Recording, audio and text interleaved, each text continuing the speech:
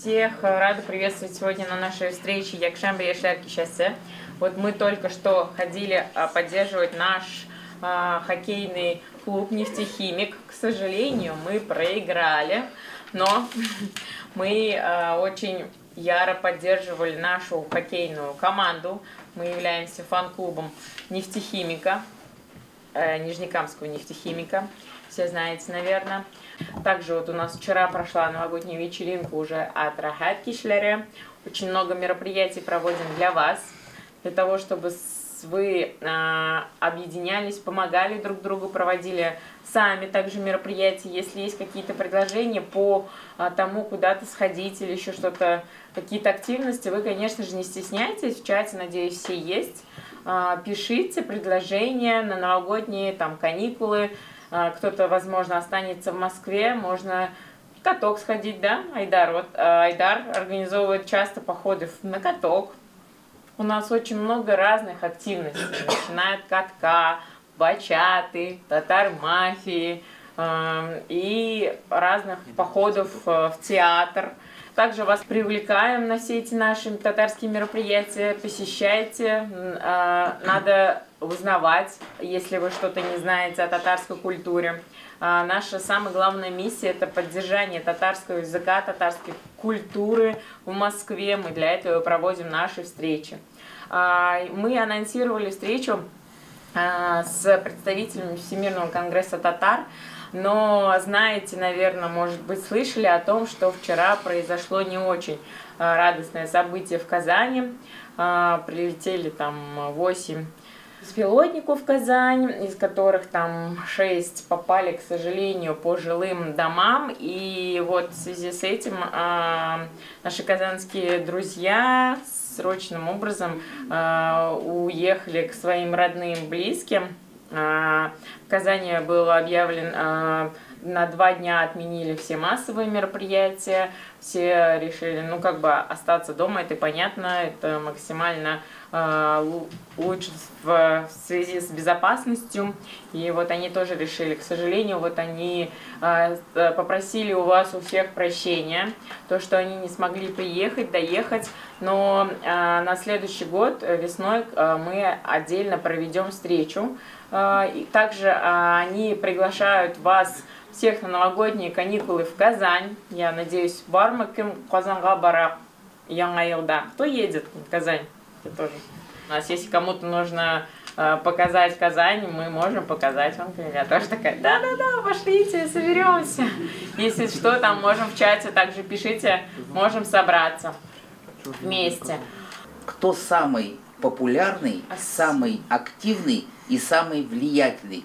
Угадайте, кто номер 1 в татарском мире среди татарской молодежи?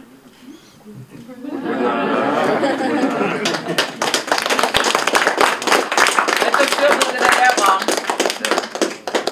Вот. Так что вот у нас Гульнара самая влиятельная, самая популярная, самая активная в татарском мире. Больше других нет. Что касается нашего штаба. Вот у нас постоянно проводят опросы. Опросы, а у вас мнение вот в российском мировом масштабе, например, вот у Шевченко берут, ну, у Камиль Хазрат иногда попадает. Всегда во всех опросах российских, национальные вопросы какие-то, общественные, всегда, конечно, штаб присутствует. Мы иногда это печатаем, у нас и бизнес онлайн, видите, наверное, тоже, да, вот, во всех опросах мы участвуем. Ну, нәрсе әйтәсем килә. Менә Казанда шундый күңелсез хәл кичә, да? Менә кунаклар бездә килмәде. Менә вот важно, вот вы, значит, молодежь, на что это направлены эти взрывы? Вот на что? На панику. Панику. Чтобы у вас была паника, чтобы у вас был страх. Западные спецслужбы пытаются выйти на молодежь. Ваши вот мозги, мы постоянно про это говорим вам, да? Вот я вам приведу пример. В Казани очень высокопоставленный товарищ наш из нашего штаба, председатель судейской коллегии, да? Вот. И сын у него в интернете писал разную ерунду там про солдат, про наших, где-то ВСУ поддерживал, где-то что-то. Знаете, надо эта история 3 дня назад была. Вот. Его сейчас арестовали, у отца убрали с работы. И что его ждет, вы можете себе представить? Вот. высокопоставленный отец, уважаемый, все это дело, и никто ему ничего не поможет, и он грозит сейчас 10 лет заключения, вот он его сразу увезли из Казани в Москву. Поэтому прежде чем что-то писать, думайте, лайки не ставьте, на эти сайты не подписывайтесь, каждый раз мы вам говорим об этом. Вот. Потом, значит, вот западные целые тратятся огромные деньги, чтобы посеять такую вот панику среди, значит, чтобы были конфликты межнациональные, межконфессиональные, социальные, чтобы вот все это вот сидят целые центры, думают, вот как в России все это расшатать историю, да, вот, попытались в Грузии, попытались в Молдавии, но вот мы как-то к этому серьезно не относились, получилось у них в Украине, да. Мы на той неделе проводили чаепитие с украинцами вместе, с молодежью украинской, с бизнесменами. Это замечательная какая-то такая веселая, позитивная нация сама по себе. Просто часть этой нации попала под влияние вот это вот зомбировали, вот это вот политикой, кого-то запугали, кого-то зомбировали, кого-то вот это вот целенаправленно настраивали. А так в целом украинский это братский наш народ, чтобы вы понимали. И 99% этого населения, они все равно мы будем в братском мире жить, хотя будет сейчас очень сложно. Да, вот идет такая ситуация. И вот что касается казанской этой ситуации, потому что она нам всем близка. Казань, хоть и многие не из Казани, это как центр татар, чтобы вот паника была, страх был, и вот я как-то уверен, например, с кем мы общаемся, вот с вами, например, да, это же вот вы из разных городов, все татары, какая-то вот у меня уверенность во всех вас, например, что нас не запугать, например, этим, так ведь? Ну, конечно, неприятны эти вещи, ужасно неприятно, сейчас вот самолет откладывает там, увеселительные мероприятия откладываются. Ну, идет спецоперация, идет очень сложная ситуация. Вот. Просто мы вас не задействуем в это. Вот у нас постарше ребята, мы здесь прямо с линии фронта приходят сюда бойцы, рассказывают, как там происходит все. Это же 1200 километров линии фронта, да. Значит, очень сложно. Вот многие раненые приходят сюда, значит, и нам рассказывают, ну, сложная ситуация, не так все просто. Но даже вот раненые солдаты, и все равно у всех уверенность, конечно, в правильности курса нашей России. Вот 5 декабря День героев, да, День героев в Кремле. Мы единственная опять общественная организация, которую туда приглашают каждый год. Вот мы там, например, с этим Зюганов Геннадий Андреевич, вот видели, наверное, фотографии тоже, мы вот в этот раз я принимал участие в встрече вместе с вдовами. Вот сидит 20-30 вдов, да, у них сыновья, мужья вот погибли, вот мы с ними сидим, разговариваем, это очень сложно, да. Потом мы, значит, пошли тоже с Зюгановым вместе с Харитоновым, пошли вот на коляске, сидят люди, там 20 человек, тоже вот эта ситуация, да.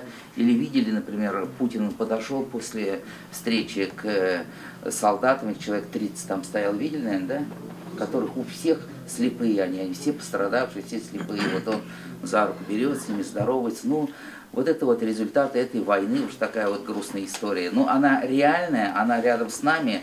Почему я вам это рассказываю? Потому что у ваших знакомых, у многих, кто-то служит. Ваши знакомые кто-то придет с войны, да, с этой. Ваши знакомые, кто-то пострадавший семьи есть. Чтобы у нас было какое-то отношение к этим семьям своеобразные, значит, такое, мы с заботой должны к ним относиться. И когда люди придут после этой войны, они тоже как вот им адаптироваться в этой нормальной жизни. Это ведь тоже очень сложно, да, психологически. Там они получали деньги, там они, значит, воевали, вот они приехали. Вот мы должны максимально их задействовать в какие-то мероприятия, в какую-то такую, значит, жизнь получается. Вот это тоже психологические моменты такие. Ну, мы занимаем центристскую политику все-таки, да, мы занимаем политику нашего государства, поэтому тоже от вас мы не скрываем, многие от нас отписались, например, когда началась СВО, мы как-то все-таки поддерживаем СВО, и от нас многие отписались. Даже наши активисты, и то многие уехали за границу, и до сих пор живут там за границей, да. Ну, разные категории населения, здесь каждый берет, как-то решает как-то за себя уж, наверное. Ну а так вот мы, чем можем, помогаем, постоянно собираем здесь, кто занимается СВО. Вот тоже никто этого не делает, кроме нас. Вот мы проводим такие штабы, один, значит, протезы делает, один лекарства делает, один сетки вяжет, один доставкой занимается, один больницами, один реабилитацией. Мы вот такие вот встречи здесь проводим, наверное, видите, в прямом эфире или наши фильмы, вот посмотрите, мы эти встречи всегда проводим, конечно. И вот что самое удивительное, вот мне это непонятно, например, вот эта борьба в интернете, да, вот это вот провокация, вот это вот очернить нашу власть, вот это вот показать эту войну. Вот из общественных организаций, уж татарских, тюркских, точно, вот кроме нас эту идеологическую борьбу такую практически никто не ведет, никто не хочет, все хотят быть страусами, вот. Поэтому, но мы продолжаем вести, мы хотим разоблачать все это вранье, например. Сейчас будет 80-летие Победы, а у нас 50 интервью с живыми ветеранами Отечественной войны. Вот мы 10 лет назад их сняли. И их никого нет живых уже, да, в связи с возрастом. Но мы их сняли, вот мы их будем ставить у себя на сайте, эти 50 ветеранов рассказывали, как это было на войне. Вот есть такой генерал армии Гареев, слышали, наверное, да? Махмуд Гареев. Вот он последний год очень болел, и он 3 раза вышел на работу. И как-то случайно получилось, все 3 раза мы взяли у него интервью. Вот последние 3 интервью, которые в жизни он дал, это они у нас тоже в копилке, так сказать. Вот.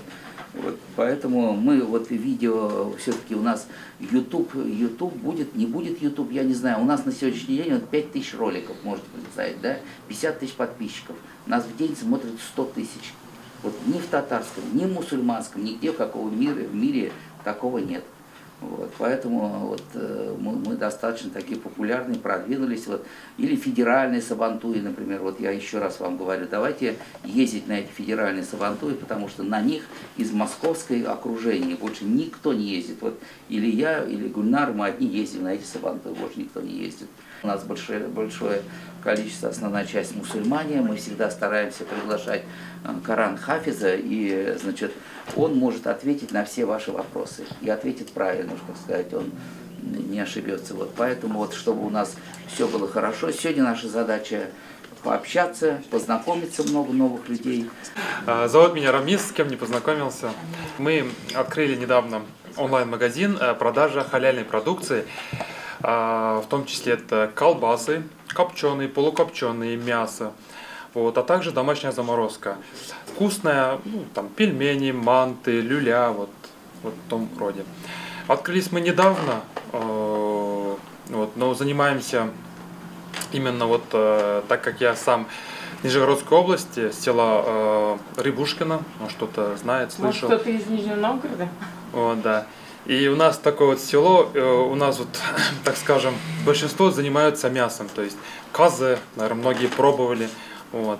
И мы как бы хотим продолжать дело своих родителей, вот, и вот хотим быть, так скажем, в Москве как дистрибьюторы.